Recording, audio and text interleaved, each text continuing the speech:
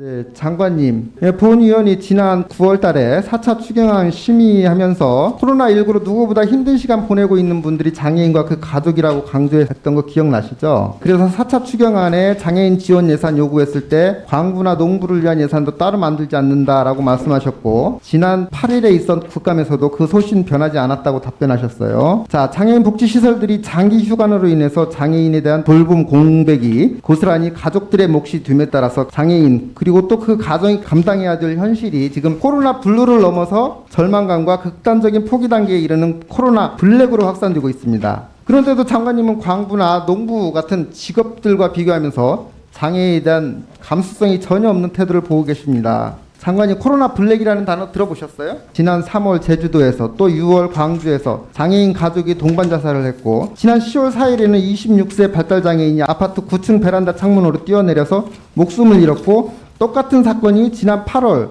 9월에도 발생했어요. 전문가들은 발달장애인들이 코로나19로 인해 일상의 루틴이 깨지면서 불안감이나 좌절감을 느끼면서 이러한 의사소통이 어려워서 돌발적 행동으로 나타난다고 얘기하고 있습니다. 정부가 지난 6월에 뒤늦게나마 발표한 장애인 감염병 대응 매뉴얼이 있음에도 불구하고 현장에서는 제대로 시행되지 않고 있는 것으로 나타났습니다. 최근 코로나19로 자가격리된 발달장애인과 그 가족이 방역 돌봄 대책 개선을 강력하게 요구했어요. 정신건강복지센터에서 의례적으로 확인 전화 한 통 오는 것 이외에는 어떤 조치도 받지 못했다는 거예요. 분명히 매뉴얼에는 별도의 격리시설 입소하고 활동지원사가 방문 서비스가 제공하도록 언급돼 있지만 하나도 지켜지지 않았고, 이와 관련된 정보 자체도 제공받지 못했다고 합니다. 이처럼 있으나 마나 매뉴얼 하나 만들어 놓고 정부는 할 일 다 한 것처럼 하고 있어요. 본 의원실에서 이번 국정감사를 앞두고 이러한 실태를 조사해 봤습니다. 조사 보고서를 한 부씩 배부를 해드렸는데요. 여기서 확인된 문제점 몇 가지만 소개해 드리도록 하겠습니다. 이번 조사에서 명확하게 확인된 것은 복지시설 휴관으로 가정 내 돌봄 부담이 가중되고 있고,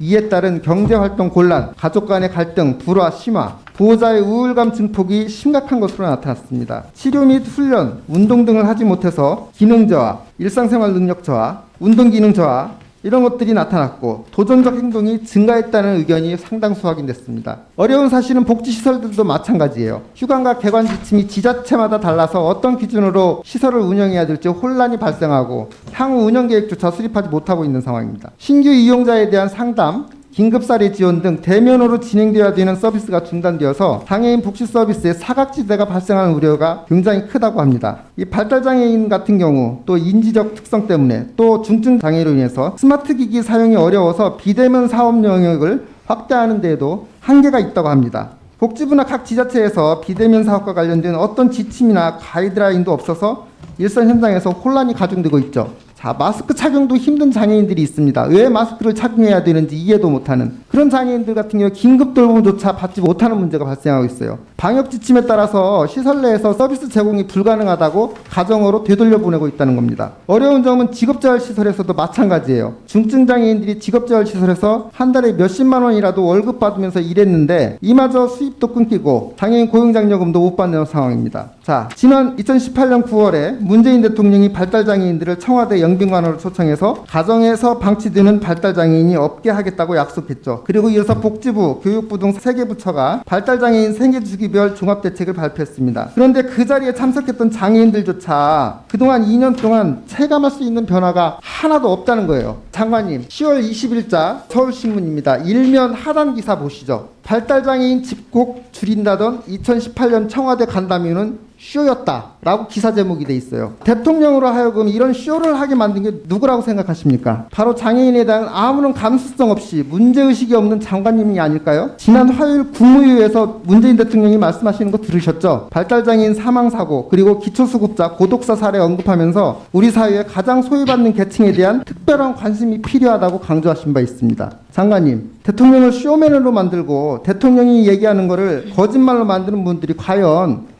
누구인지 한번 잘 판단해 보시기 바랍니다. 방금 우리 이종석 의원님께서 장애인들에 대해서 여러 가지 배려와 또 걱정해 주신 것에 대해서는 저희들이 감사하게 생각을 합니다. 이번에 그 코로나19 대응 과정에서 장애인을 비롯한 노인들 그리고 취약계층들이 돌봄에서 많이 제외됨으로 해서 많은 어려움을 겪었다는 것을 저희들이 알고 있습니다. 그 부분은 정책적으로 대응이 참 미진했다는 것을 저희들 반성을 하고 있고, 보다 좀 적극적으로 개선책을 찾도록 하겠습니다. 특히 발달 장애인의 경우에는 다른 또 장애인들과 달리 그 특성상 돌봄이 꼭 필요한데 그것이 이제 대부분 가족에 의해서 이루어지면서 가족 내에서 여러 가지 불화도 야기되고 어려움이 가중되었다는 것들도 저희들이 알고 있습니다.